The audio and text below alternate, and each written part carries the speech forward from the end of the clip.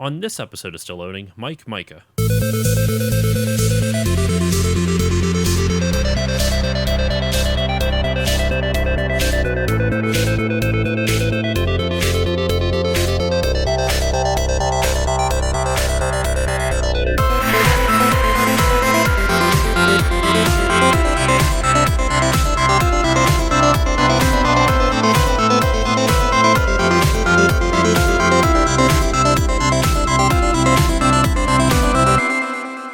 Hello, everyone, and welcome to this new episode of the Still Loading podcast. I am your host, Josh Koval, and today it is a first for the show. I'm very happy for this episode.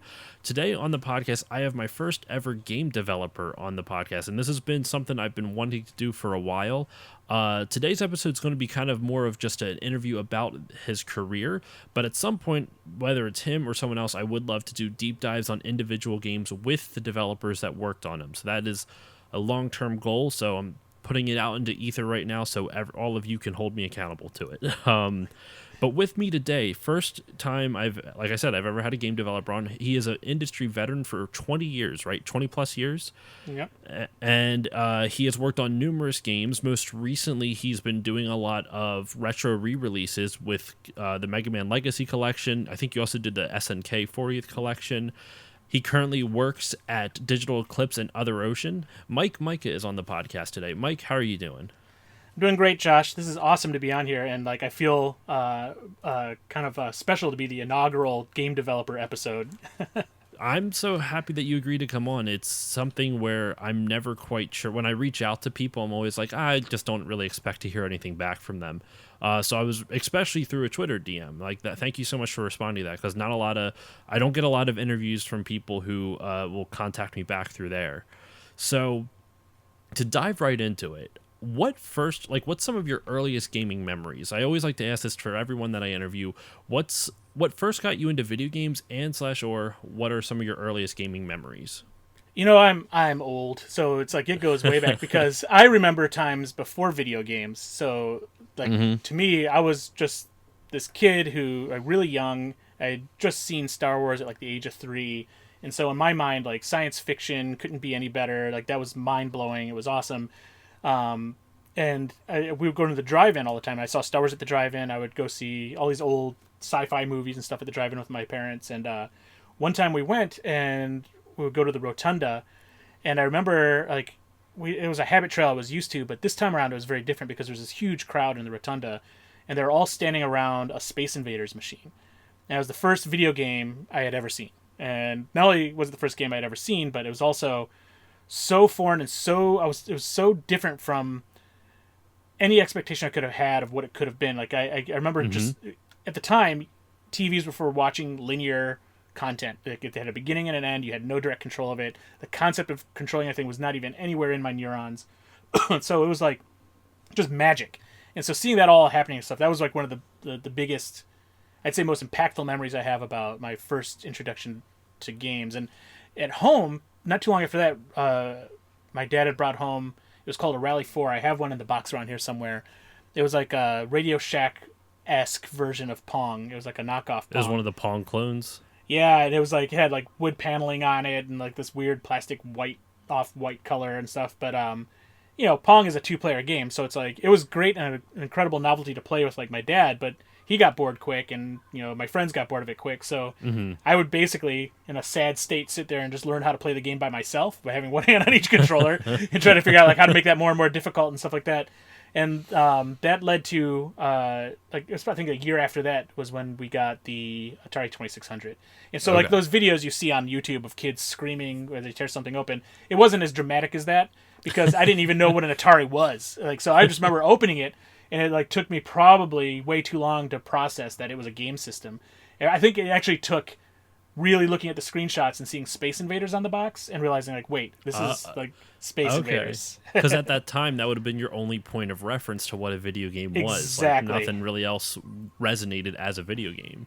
Exactly. So once we hooked up to the TV, I was hooked. And that kind of, I think that was the beginning of the end for me as far as my fascination. I would be forever fascinated with video games. That's kind of funny. I mean, I apologize to the listeners because they've probably heard these stories before, but that eerily that's eerily similar to my experience with how I got into games. My first experience, like I said, I'm younger than you. It was of course one of the Mario games, but I didn't have that. It was at a friend's house, and I was blown away by this kind of the similar thought process you had. You're like, I can control this thing on the TV. Like I can control it. It was like a playable cartoon. It was like me playing the cartoon. And I understand obviously Space Invaders graphics were very different than Mario graphics, but still that same idea. And how you had that Pong clone, and how everyone else got bored with it, but you were still hooked on it. When I got my N64 as a kid, even though I'm old enough that it would have been like a Super Nintendo or something, my parents got it for me a little bit later. And I just stopped playing with all my friends because I just kept playing the N64. And so everyone else was kind of like, oh, that's cool. And then after about a week or, a month or so, they were kind of done with it. But I wasn't. So it's just kind of funny, like hearing your story of how you got into video games is eerily similar. It's kind of crazy how similar it is.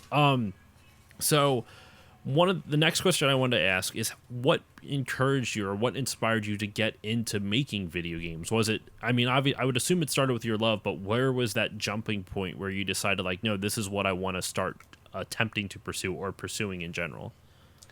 Like I said before, I was really into movies. So when I was really young, I thought that's what I was going to do. Anybody would ask me a question like, oh, do you want to be like a fireman when we get older? I'm like, no, I want to make Star Wars. I want to make movies. And all the time, I was growing up. At this point, I was growing up in Michigan, and out there, a lot of even in schools, there was a lot of I don't know how to describe it. It was maybe just kind of like I guess like you would be pushed to move into the automotive industry. So even as a young kid, like teachers and parents would always be like, "Oh, you'd be really good doing this or that, or design work or whatever in the automotive industry." And I set my sights on movies. And all I would get back is I'd get pushback saying, well, wow, that's really hard, or you're going to have to move to California to do that. And everything. It's like, yeah. Like all this kind of stuff kind of going on. And then they really made it seem like there's going to be incredible friction to pull that off, or it's just really hard for people to do, which is true. It's really hard for people to do. And so I kind of felt deflated until it was third grade, and my third grade teacher came into class after stepping out for a little bit and said, we have a special thing going on today. And they wheeled in on this cart that they had kind of set up an Apple II. And it was the first time I had ever seen an Apple II, or really like a personal computer at that point. And she started to explain what this was for. She's like, it's a tool at the end of the day that can help you do stuff like, complex math problems. You can write on it. You can do all this stuff. But she unwittingly probably said the most inspirational thing she possibly could have ever said to somebody sitting in that classroom like me, which was, she said, this is what you use to make those video games you guys play at like arcades and all stuff. Like this is the same things are in here that are in those machines, and you can make games using these that end up there. And that, I mean, if basically the janitor had to mop up my brains off the floor because that was like so mind blowing. My friend and I, Charles, who also was just as much a nerd as I was, at that moment, as soon as like the whole presentation was done, and it was time for recess, we went to our teacher and asked and begged her basically to let us stay in on recess to use the computer, because we knew it was a shared resource, but like we didn't imagine any kids wanting to stay inside to use it. So we asked, and we were the first to ask, so we got granted that. So for the rest of the school year, we barely went outside. We stayed inside, and we learned how to program that. So we made these really crude video games, and that was so inspiring because like I learned really quick as we'd make these and we'd share them with our friends. We would make games that would make them laugh, and that was like the ultimate like feeling for me, was like if I could make something that makes somebody happy and they're laughing at it, that would fuel me to make more things.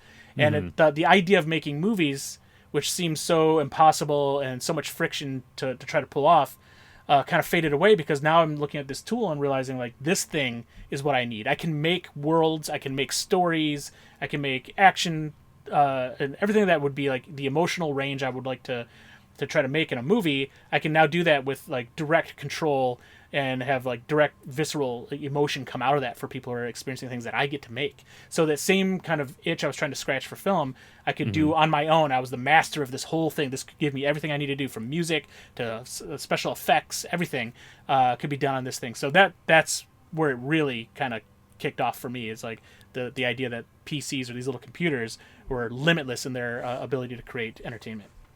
And that's not surprising that you transitioned away from wanting to work in movies to games, because you had, from right there and then, you had that instant feedback. Like you had that feedback loop established early of, I make this, people like this, and you kind of get that intrinsic reward then of, like you said, like it makes you feel good to make something that other people enjoy.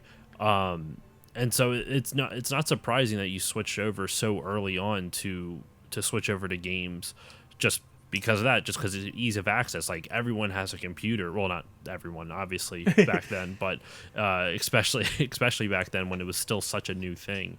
But okay, so from there, how did you progress further into the game industry? Like because this might be something that other people are interested in. I understand the way you entered into the industry is going to be different than how others enter the industry today. But what did you do to get into the industry? It was one of those things where I think the benefit I had back then is, one, it was all new, so there was no nothing you couldn't go to the internet. There was no internet, so you couldn't go there to find out like what should I do to get into the game industry. So I just started doing what anybody back then did. I started like a letter writing campaign to all the game companies I could get an address for. And so I would write letters to Activision, Atari, Data East, or any of these. If I saw on an arcade cabinet a company name and it had an address, I would just write down the address and send them a letter. And I would basically send them ideas. I remember I would type out ideas. So I would sit there and because I had a computer, I didn't have a printer yet, and I had this old typewriter. I would type out a letter explaining what I want to do, and here's a game idea I have. I have like 3 or 4 game ideas, and then I would like take that letter, move over to the left, and type it again, and do as many of those as I could. And then I would draw pictures on them and everything like that, and I would send those out. And it was kind of funny because the first response I got back was Atari, and okay. I don't think they understood. I don't think they even looked at it, because basically they just sent back a catalog of basically a distributor catalog that was like arcade machines, and it was like I could buy arcade machines straight from Atari for thousands of dollars, and I'm like, how do they know I'm like 10 years old or whatever? And so that was the cool thing. Was I got a lot of arcade flyers from them, but the worst part was I didn't get anything useful. And then one of the companies that did write back, the only one actually that wrote back with anything meaningful, was Activision. Okay. And that was amazing, because not only did they write back, so they kind of gave me some insight into how the industry works. So they were really kind. The letter started with like, we really appreciate you sending us your ideas. Unfortunately, we can't take your game ideas because there's a lot of legal reasons for that, and we won't go into that. But just know that, like, while we appreciate it, and I'm sure we would love your ideas, we really can't look at them and have our game designers look at them. However, that's surprisingly ethical of them. It was really good, and they were really good about talking through it so I would understand it as a kid. And but they said, but they understand I want to make games, and so they talked to one of their designers and expressed my desire to be a game designer, and I got a letter of encouragement from one of their designers, and I wish I still had it. I don't know who it was off the top of my head. I suspect it was one of the Kitchen brothers, Gary Kitchen or somebody. But it was this really kind letter talking about the process of being a game designer, what you need to know, and how it's something that's really hard to get into. But if you get good at home computers and all this stuff, it'll be a lot easier to understand. And then they sent me this pamphlet, which was a type-in program that you could use to type in, and you could control a Pitfall Harry character from the game Pitfall on a Commodore 64. Because I said I had a Commodore 64, and so they sent me this program that was like, here, you can actually get Pitfall Harry running around on a Commodore 64, and it's like, and they're like, and so the thing we would like you to do is like, type this in, but then try to get him to do other things, and let us know your progress. And it was just like, whoa, this was so amazing. What? Activision, what happened to you? They were amazing back then. That's really my biggest takeaway compared to what they are now. They just, like, imagine how many other game designers, and maybe not even game designers, just programmers that they encouraged, and eventually went off into other fields. That is so cool. Yeah, it was awesome. That's such a great story. Okay, so you learned about a little bit more about the game industry from there. So from what I see on your credits, at least on Moby Games, and maybe they don't have everything, but the earliest credit I found from yours is you worked on NFL Blitz for Midway? Yeah, so between Activision encouraging me to NFL Blitz, I had done a lot of what a lot of people did back then. I would develop software and then self-published by actually like putting them in Ziploc bags, Xeroxing instructions, and selling them at computer stores. And so do you still have any of those games? I do. I've been just recently tweeting out some of the stuff I've been finding on my old discs. Like I had this game that was like a Qbert clone called Sir Bounce-A-Lot. Really creative. I was like 13 or something at this time or whatever, and it was basically just like Qbert, you're bouncing around, but what you're trying to do, this is the dumbest thing, there's this bridge underneath the Qbert map, basically, and there's these druids for some reason going across this bridge that's over like a lava pit, and you're a spring, and what you're trying to do is deflect falling debris from the druids trying to cross this bridge. I don't know why that was a game idea I had, but like it was just basically my attempt at doing a Qbert game. And there's another one, the first game I had ever written was a game called Destruction Hurdles. And I remember, I wish I still had this one. I remember there was like this room on top of the screen, like this observatory, and there's like these scientists looking down, and you were forced to run left to right and trying to jump over electrified hurdles. And if you touch an electrified hurdle, you just, in a very gory way, explode into chunks everywhere. And I was so proud of that game. It wasn't very fun, like in hindsight, but at the time I was like, look at these graphics and like your brain's everywhere.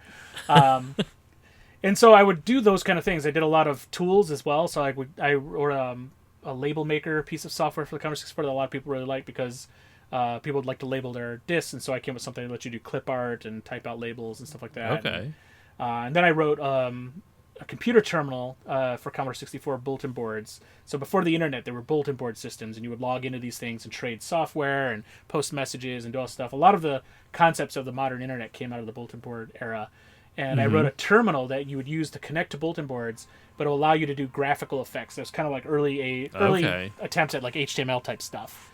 And so I did that as well. And that did pretty well for me. So ultimately, as a kid, I did decent. I wasn't rich from it, but I did decent off of selling software at local computer stores. And that gave me a taste for what business could be like if I could make games. But then school and everything got in the way. I went to college, did all this stuff, and while I was making fun games on the side, ultimately it was a chance opportunity to go out to the CES show and try to get basically try to secure a publishing deal with somebody. So some friends and I got together. We got credit cards and all this stuff, and we're like, we're gonna fly out. We're gonna we print, inkjet printed our business cards, declared ourselves a company, and went out and tried to look for opportunities. And so the first thing we did was talk to like 3DO, Nintendo, all those guys at the show. And the one that actually was this was 94. 94, okay. And we had some little demo stuff that we brought, and the one company that responded to us was Atari, and this was the Atari Jaguar era. Oh God. So they responded. They said they can get us dev kits and all stuff. So we're just excited because we're like, whoa, look, we can make games. So yeah, we started our company, got everything kind of moving, and the first game we were doing for Atari that unfortunately never shipped because Atari ended up going under before we could was Bomberman, because it was one of our favorite games. And with a little phone ninjutsu, I cold called them in Japan and told them Atari wanted to do it. I told Atari Hudson Soft wanted to do it. And with a little trickery back and forth, eventually got them to understand that like everybody wanted to do this. And so they came to terms, and we're off to the races. So real quick, before you continue, one, do you still have those Jaguar dev kits? I do. And so that's awesome. They're still at my parents' house, and my brother years ago found the source code to Bomberman, so we have it up and running. It's not very complete, but still though, that's really cool. It's cool. We have it up and running, and he's finishing up a little bit so that we can release it, because I know a lot of people have been asking us for so many years for it, and like every time I mention it, I always hesitate because like, oh, I'm gonna make people mad that we haven't released it yet. But it's safe. We have backups. We have all that stuff, so it's gonna come out. We just wanted to make sure it works. So you're actually are you going to release it on like modern consoles? Is that the idea? No, we're just going to release the ROM. Release? We're just going to let people who are interested in it like be able to check it out. You should do a really niche Kickstarter and release physical copies for the Jaguar. Yeah, new Jaguar Bomberman. If I can get Konami to let us get that license now. I know, right? Well, why would they care? The console's dead. They wouldn't. Well, and actually, they want to make money off of it. But that's still really cool, though. That's so crazy. But anyway, sorry, I had to ask that because any type of dev kit thing I'm fascinated by. There's a local game store near me that has a PS3 one. Yep. But anytime you have, and dev kits are hard to find in general, so I think it's awesome that you still have your Jaguar one from back in Oh yeah, 94. I held on to every dev kit. I've got everything from like Jaguar, Game Boy Color, Game Boy Advance, all the PlayStations, So cool. all that stuff. Like because I've worked on every platform, so it's like it's hard for me to let go of the dev hardware because you get kind of intimate with that hardware as you're building games. Like you feels like a member of the family for a while. All the quirks and everything like that. So it's like it's hard to get rid of that stuff. Have you donated any of your stuff to the Game History Foundation? Less so there because they're more media side. Like I've given them source code and stuff like that. But I've actually donated stuff to like the Maid, and I've got a whole bunch of stuff I gave to the Smithsonian, and then I've got a pile of stuff I want to get over to the Strong Museum as well, as well as the Video Game History Museum in Frisco. I want to make a trek out there at some point, but Yeah. not during COVID at least. Yeah. Not anytime soon. But okay, so after Atari went under, so your Bomberman for the Jaguar didn't go through. Where did you go from there? So I was a bit bummed out about that. We had maxed out credit Understandably. cards, and we're like, "Oh, that sucks. This went nowhere." And so I was still in college when we were doing that. So as soon as I graduated, I went into point of purchase sales at this place called Nemax, which sold like those scanners at like retail and stuff like that. And they sold things for like medical stuff. It's basically a tech company, and I was just wanting to get a warehouse job, clear my head, and just like replot my career trajectory. And when I went for the interview, they're like, "Well, you know a lot about computers and stuff. It'd be great because you're good. You talk about it pretty well. So maybe we try you out as a salesperson." I'm like, "Sure, whatever." And then they put me on what they said was the impossible account, which was the tablet computer account, because tablet computers were just had come out. They were very expensive. Okay. And nobody knew how to sell them. And because they're expensive, they couldn't imagine anybody wanting them. And so they gave me that, and I'm like, okay, well, I'll see what I can do with this. And so I would go and visit like hospice companies and like warehouses and all stuff. And the thing I did, because it's the only thing I knew how to do, is I put Doom on it because it was a Windows 95 tablet. And I would go and show off how powerful they were and have people play Doom on these tablets. My God, everybody bought them. Like That's the fact that you could play fantastic. Doom on it was like such a selling point that I quickly became one of the best salesmen there, and like just overnight Oh my basically. God. And people Have couldn't you been- believe I was pushing them. Have you been able to? I mean, I don't know if you've been able to like rub elbows with him or anything, or bump elbows, whatever that stupid expression is. But did you ever get to tell John Romero you did that? No, I've talked to him several times, but I've never told him that story. But like that, it became so good that like I basically they would sell themselves. So I would just sit there in my cubicle and just take calls every so often. But I would then just start poking around on some game stuff in my cubicle, and I found a document that this guy down in Alabama started writing, which was the Game Boy development reverse engineering document that he was putting up. This guy, Okay. Jeff Frowine, he was awesome. And so I looked at that, and I went to Radio Shack, got all the parts I needed. I created a little dev kit for Game Boy, and I started recreating one of my favorite Atari games, this game called Yar's Revenge.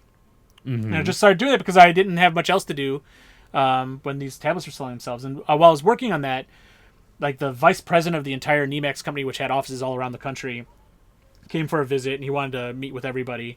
And I'm sitting there poking around. He kind of came in when I wasn't expecting it, and he saw me working on Yar's Revenge. And I'm like, oh, shit, like, I'm busted now, or whatever. But he sat down, he's like, oh, is that Yar's Revenge? And I'm like, yeah. And he was this old guy named Michael Shea. He was like, old school, just kind of, he came in a suit. You never think he would know anything about games. Yeah. And he's like, I got a story to tell you. He's like, I used to work for this company in California called Atari. And I'm like, what? He's like, I started Atari when I was a bit younger. And he's like, it was this crazy place. And he started, like, it was only supposed to be this little quick meet and greet. He pulls up a chair, and then he sits down and just starts regaling me about Atari. And he was saying, like, so he was working in the warehouse. And this is near the time they're getting ready to sell to Warner Brothers. And so whether this is all true or it's all embellished, I have no idea, but I'm just riveted to it because he starts explaining how, like, one day Nolan comes through and he's like, hey, we're going to get this visit from Warner Brothers. And they'd either just acquired him or were acquiring him or whatever. I think they just acquired him. Okay. And he's like, they want to come out and meet the team. And he's like, I need all these different people or whatever. And so he was like basically assigning roles to people of who they need to be. And Michael Shea, who was going to school, I think at the time, to go into marketing, he's like, so what do you do? And he's like, well, I'm going to school for marketing. He's like, okay, you're vice president marketing. You're gonna be that tomorrow, whatever. So like, he said he was just basically thrown at the deep end. So the next day, Warner comes out and they're all these buttoned up New York people. Yeah. And they want to talk about the next year's budget, which is like a $500 million budget or something crazy. And he said, like, here he is, this kid who knows nothing about what's going on. And then everybody's looking at each other like, okay, where's the $500 million budget plan and everything like that? And they didn't really have it. And so he said, like, in Nolan's amazing wisdom, realizing they didn't have everything kind of sorted out, basically convinced them to go to the beach with them. And they would talk through the budget and all stuff. And he said basically what happened was they all go to the beach. Drugs got introduced. Somehow convinced these people at Warner to get high with them. And they, that whole night while they're, high and drunk, worked on the budget and figured it all out. And they went back to New York and said, like, and everything was done. He's like, that's how they rolled at Atari back in the day. I'm sitting here like, oh my God, this is amazing. This is like, here I am sitting over here at this dead end job, and like, if anything, this is just proving to me that I belong in games. I don't need to be on a beach getting high. You could have been doing cocaine with Nolan Bush now. I could be doing lines off of like a pinball machine at the beach. So it was kind of funny because like here I am, one of the top salespeople in the office, and Michael Shea is supposed to be like trying to get me, but he sees what I'm doing and he's like, "You need to just get out there." He's like, "You need to make games. You're making this stuff here. This is great." He's like, "You should just go do it." And so here's this guy encouraging me to leave the company, but he was like, he didn't want to money for. Yeah, that I'm making money for, but he like you could see the magic back in his eyes about it. Like you could clearly see he missed those days. So I started then putting out resumes to companies in California, particularly. And one of them, I love the magazine, Next Generation Game Magazine, so I put a resume there and got a call back from Chris Charla, who's the editor-in-chief. And he's like, "Hey, I'm from Michigan. You're from Michigan. Your resume looks really cool. Can you fly out and let's have an interview?" I'm like, "Okay." So basically, like within a week, I was out in California interviewing with Chris, and basically this whole team of people have become some of my best friends to this day.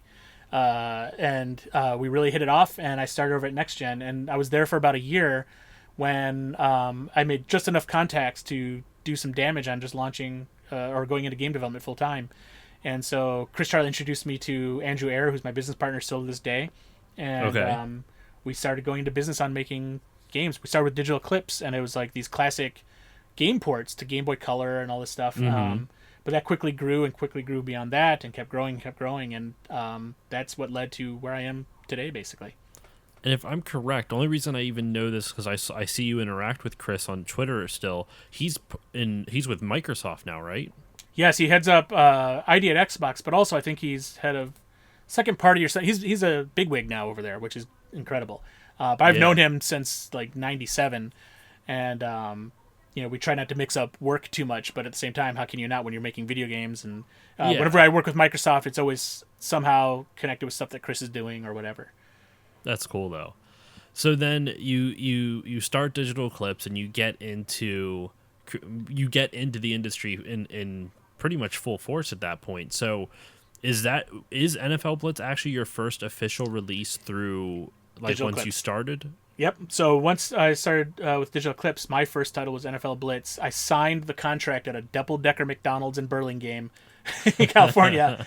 And we had 3 months to make that game. So I was like, all right. So I started making that game, and I was living in a one-bedroom apartment in the city with my girlfriend, now wife.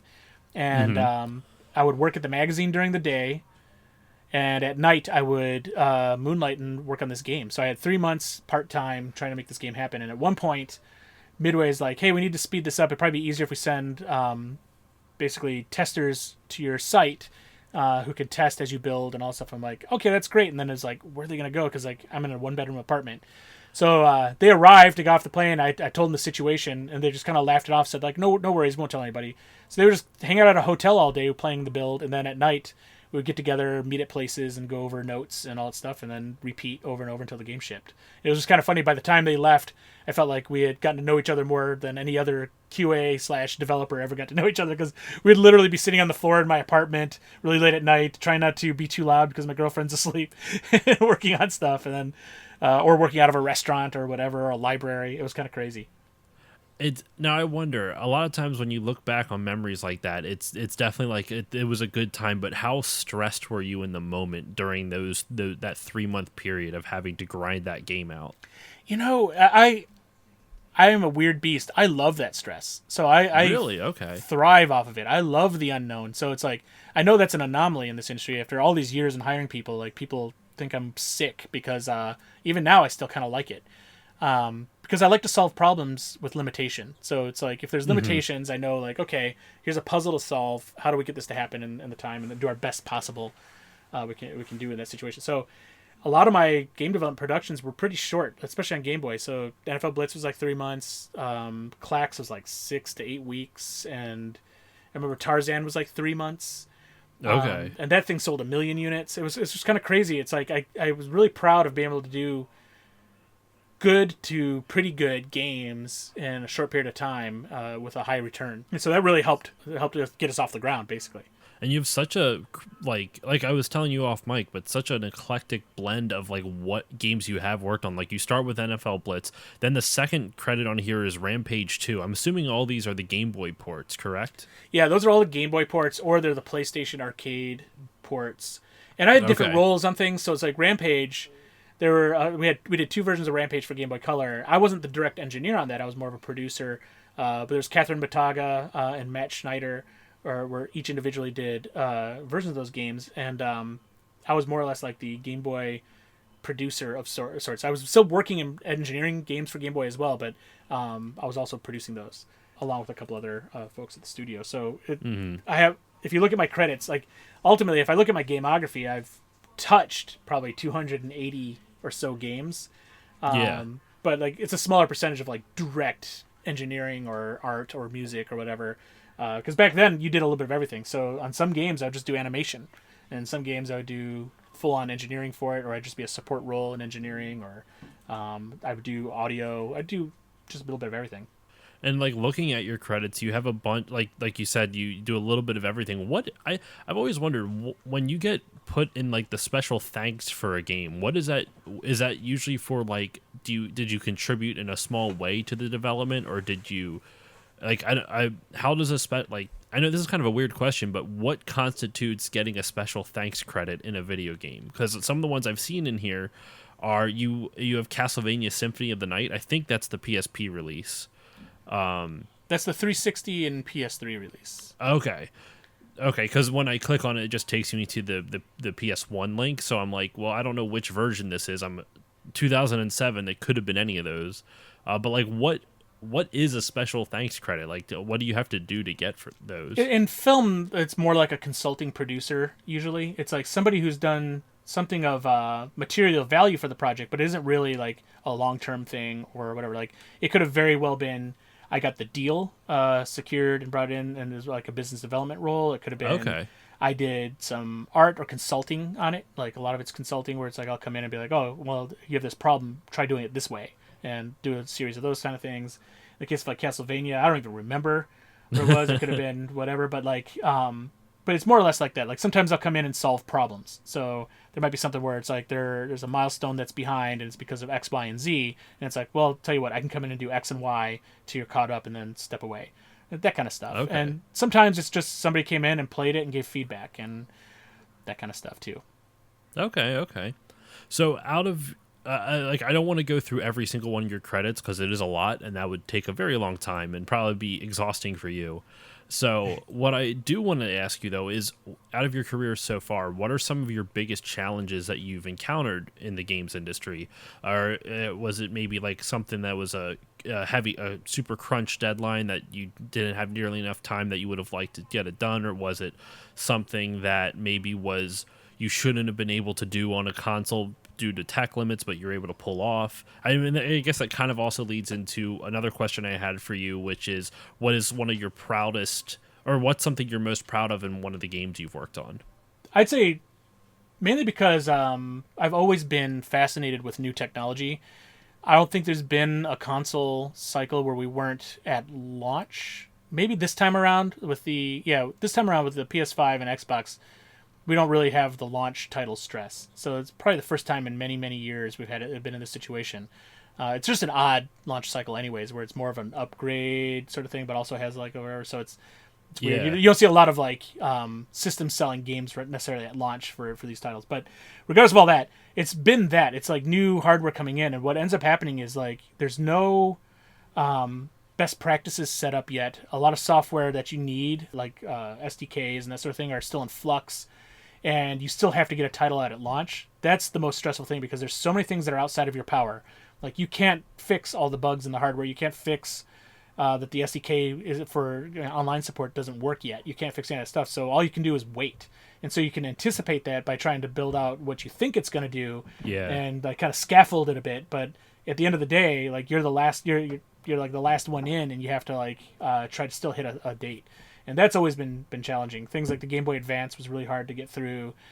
PlayStation 3 because the architecture was so weird. PlayStation 2 because the architecture was so weird made that really challenging. Even stuff like GameCube and all that stuff. But that's usually the most stressful time because like it usually takes a long time to learn stuff, and like the best time you have as a game developer is at probably near the end of a console's life cycle because you understand the platform so well. You know all the tricks, you know everything you need to do. So if you have something you want to make on it, like there's no question anymore of how to do it. But at the beginning of a life cycle, there's no answers to anything. And in many cases with Nintendo hardware, you would get Japanese development documentation and you have to get it translated or hope somebody else already translated it. And then even at that point, hope like you could still understand it because it's hard to translate tech terminology. And so you're doing a lot of stuff really fast, and it's very scary. So that's that. But the thing that I'm most proud of, probably, well, there's a few of them, but like I'll probably say one of the most proud ones. There's probably two bookends I'll go with. The first was Tarzan, Disney's Tarzan for Game Boy Color.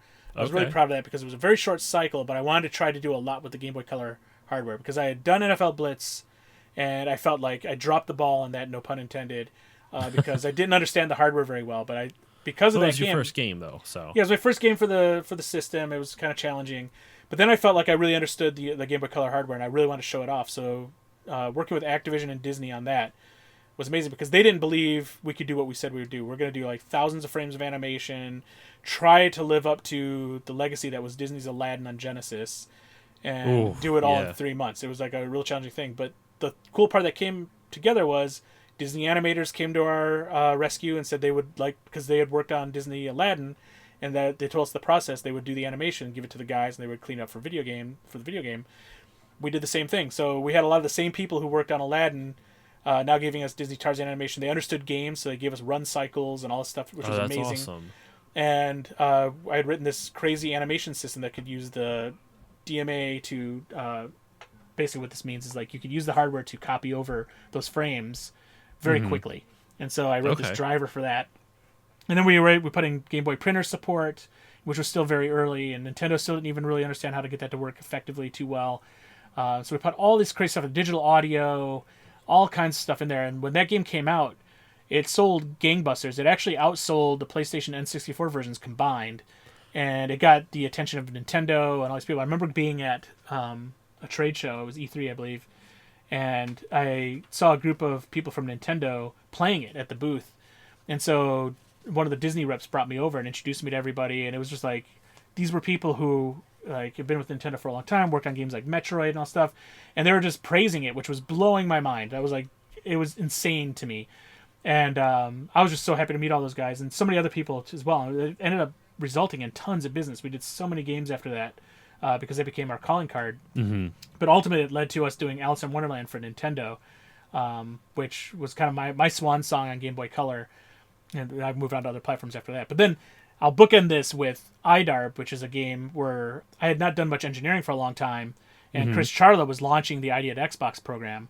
And so he called me up and asked if we had anything that we would want to do on the Xbox One and through this program. And I was like, well, I've been doing this thing on the side, which I think is what he was really calling about anyway. He named it iDarb, after all, on Twitter, because like I had put out a tweet where I had wanted to get back into programming. And so I wrote this program that drew a red box in the middle of the screen. And I just said, it draws a red box. What should I do with this? And so... Oh, is that what iDarb stands for? Yeah, I draw a red box? Yep. It draws a red box. And so Chris Charlo was the one who said you should call it IDARB because he's like hashtag IDARB. So I'm like, okay.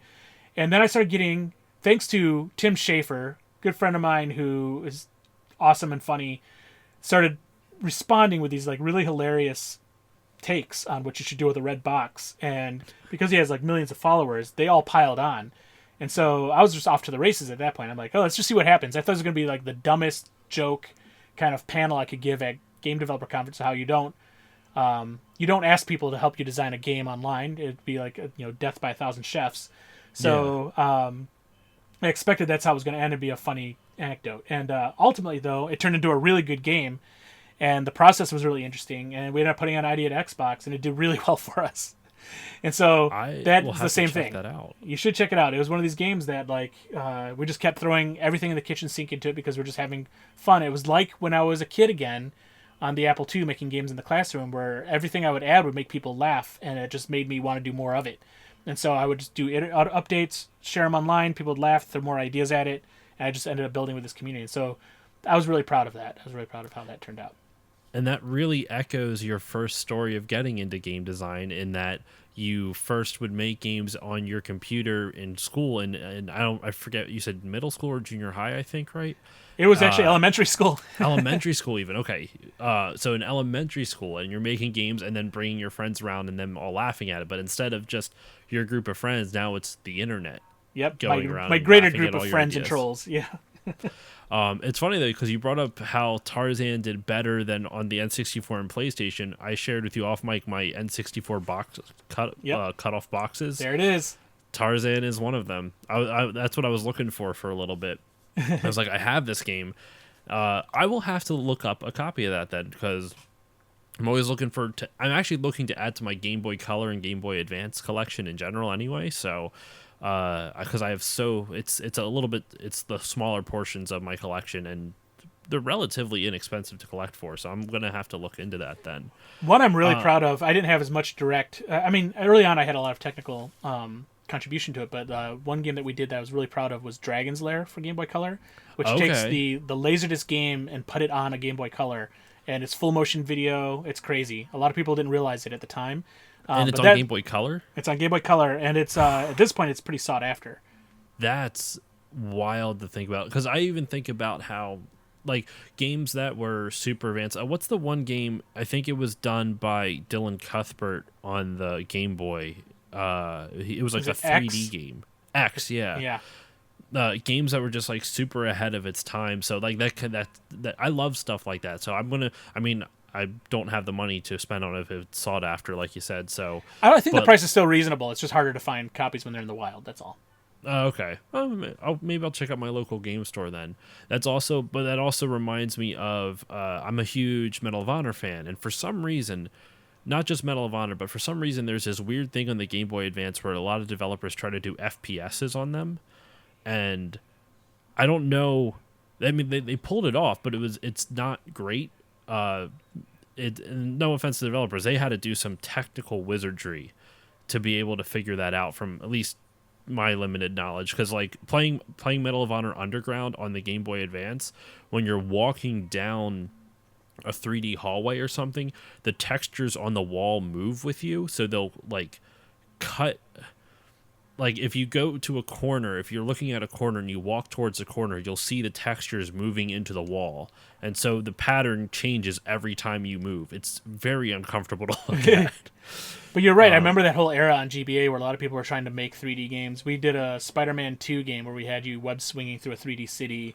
Because there was a lot of demand for 3D on Game Boy Advance. After Tony Hawk came out, which was brilliant, Vicarious Visions just did an incredible job on that game. I was addicted to it.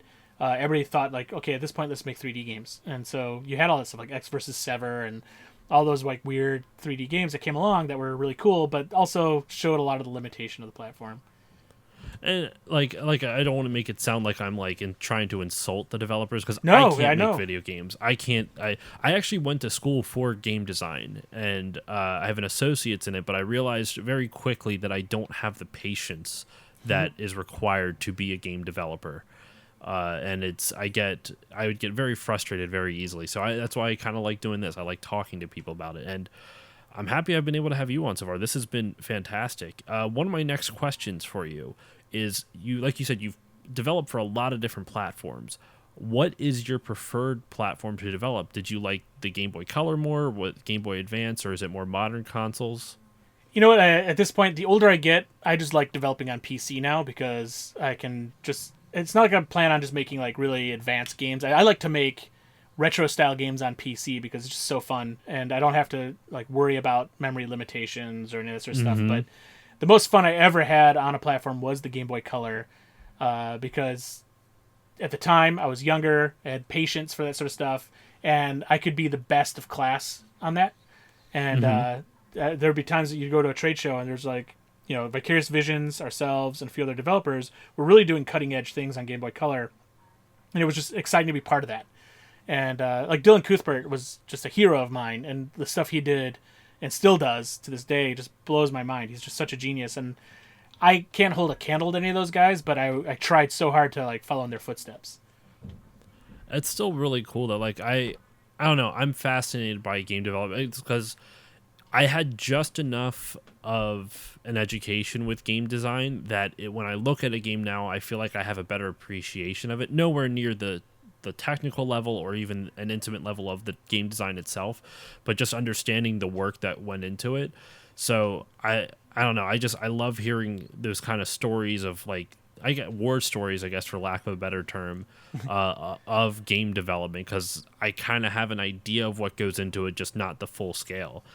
Um, yeah. So another question. I don't know if you can answer this, but I'm going to ask it, and if you don't want to answer it, we can skip on over Mm-hmm. it, and I'll just cut it out.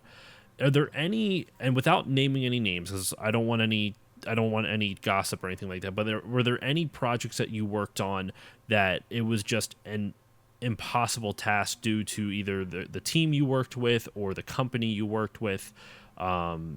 And I don't know if there's any way you could tell a story without giving any too specifics. Like I said, I don't want you to incriminate yourself. So, Well, you know, like there's when you've been doing games as long as I have, you've got a lot of games that were canceled, a lot of games that that changed or were just pushed out that you wish you didn't do it the way you had to do it. There were several occasions where, really, at the end of the day, it comes down to mismatched experience levels on either side, trying to get something to happen in a way that was like, to give you kind of an idea of like, a lot of stuff is like subjectivity is a hard thing to cope with when you're developing something creatively. mhm. And sometimes you're paired with people at companies who are actually much greener than you would hope for. And so you might have the most seasoned team in the world, but you're still answering to somebody who this might be their second game.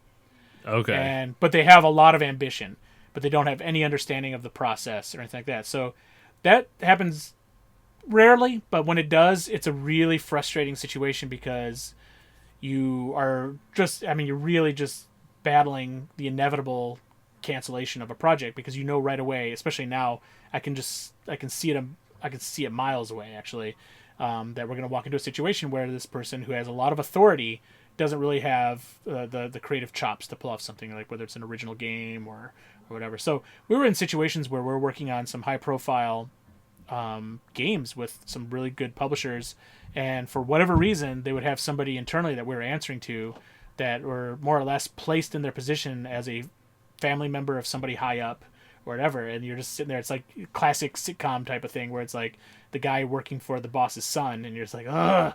There's that kind of situation, and it's just like Mhm. we've had games that would have changed the trajectory of our careers canceled because of that situation, and it's just yeah, it happens. And like people have been doing it long enough, they have the scars to show those to show everybody. And I'd assume after, like you said, with enough experience, you kind of have ways to work around it and mitigate it as much as you can. I mean, I feel like everyone has had a similar experience in their job where whether it doesn't have to be game design Yeah, specific, but where you're just working with someone who's trying to enforce a mandate when they know nothing about the process. So, yeah, we've all well, done it. yeah. Okay, so I don't have too much more for you. I asked a lot of the questions that I wanted to. I have the last couple that I have though. For people who are looking to get into the industry, what are some pros and cons that you've experienced working in the industry, and what would you say?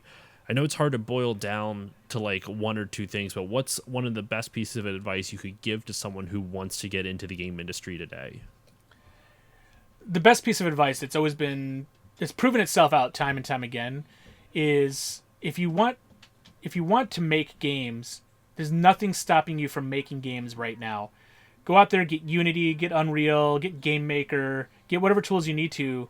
Just start making things. And the biggest thing you can do is learn, probably the most valuable thing you can do is demonstrate to someone that you can complete a concept. And don't set your sights too high. Don't try to make, the next Metal Gear or whatever. Try, this is part of the process. Like, figure out an idea that you're compassionate about, that's scaled to the right size that you can actually finish. And if you can't do it yourself, figure out who you can bring on board to help you do it and get it across the finish line. Because a finished game, it goes way farther than any resume or even just doing QA work as you come into the game industry. To finish a game means you have to understand scope, budget, time. You have to make sacrifices, and you can demonstrate all that with a complete game. If you walked into an interview, for me, when I walked into an interview, I had a videotape of all the games I worked on. Some that were never finished, some that were finished. I had demos ready to go, and it was just like one of those things where it's like I felt like I wasn't really being interviewed anymore after that. It was more or less like, how soon can you start? And we've done that with other people. We had a guy who, previously to working for us, was a manager for a sanitation engineering company, and he came in with a Game Boy cartridge that he burned himself with a port of this classic game called Hard Hat Mac that Electronic Arts made, because it's one of his favorite games. He figured out how to, one, make cartridges, burn the EPROMs, program a game, and port something, did the audio, the graphics, everything, and brought it into his interview, and we're just like, dude, you're hired. Like, how soon can you start? Because this is amazing. And he was one of our best producers ever. And that's definitely, like, I agree with that. I mean, granted, I'm not in the industry, but I used to do interviews for one of my jobs. Like, I would interview new employees, and one of the things I always remember looking for is, like, are you able to solve problems? Not necessarily that you have the skills right now to do what we need you to do, but are you able to troubleshoot through what we need you to do in order to get to that? Because if you can't solve problems, you're not going to make it far in just about any position you're in, no matter what, no matter whether it's video games or otherwise. Yeah. Okay.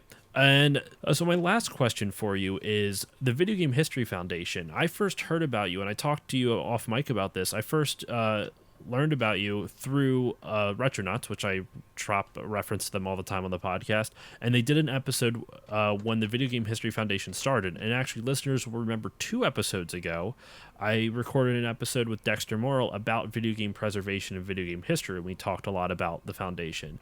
And Mike, you are a part of the foundation, correct?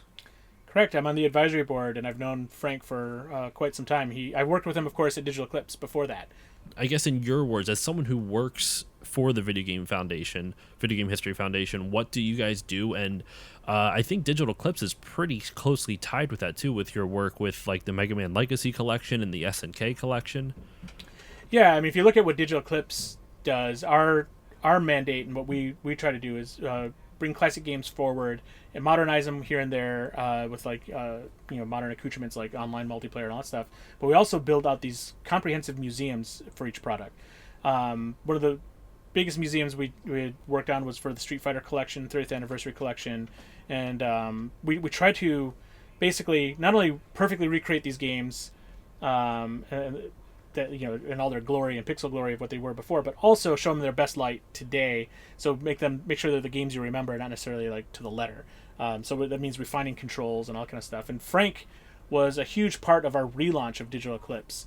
And sometime through that relaunch, both he and I and several like Steve Lynn and several other people who've been involved, Kelsey and crew. So like we're all passionate about game preservation and had all these really basically efforts that we were kind of doing individually to try to preserve games, source code, archive media for games, and all stuff. Mm-hmm. That Frank, the most inspired of the group, set out to create a nonprofit that would charter itself to be kind of like a destination for information on game preservation, methodology, and ultimately the act of preserving things is one of its main effects. And like just recently, for instance, they launched the Source Code Initiative to try to gather and collect source code to projects that can be buildable and use and reference for generations from now. And the best example of that was like Secret of Monkey Island, where Frank was able to reconstruct missing scenes from the game from the source code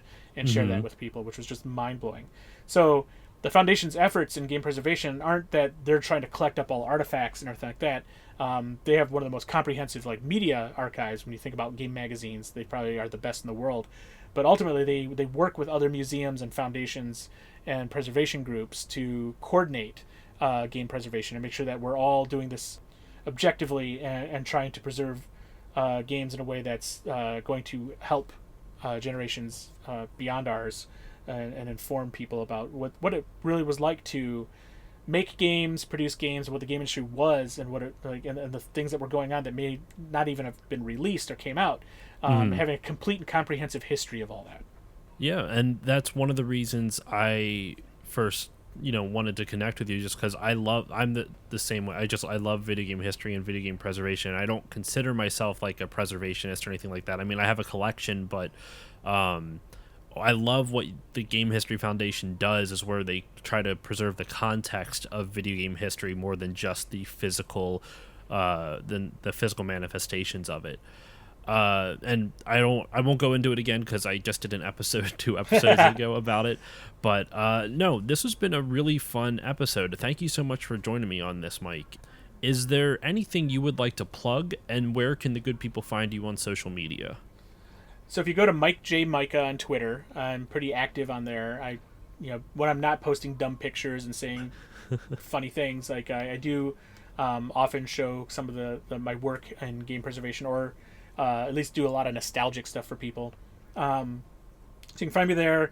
You can go to digitalclips.com to see what we're doing at DigitalClips, or otherocean.com, if you will, on the other side of things, where we do a lot more higher profile, like modern stuff. We have a game out there right now called Project Winter that's doing extremely well. It's in the same genre as like Among Us and other games.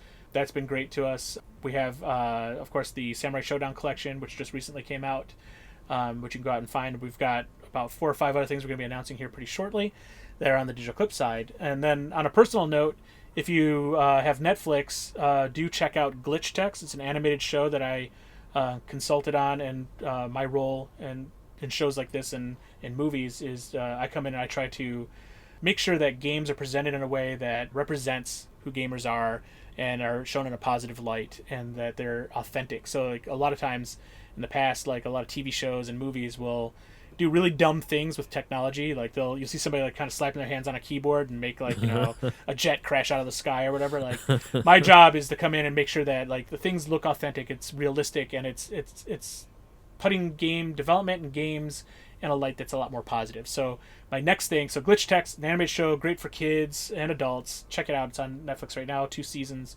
And then this December, I think it's December 12th or 10th, the movie Free Guy comes out. It's a Ryan Reynolds movie.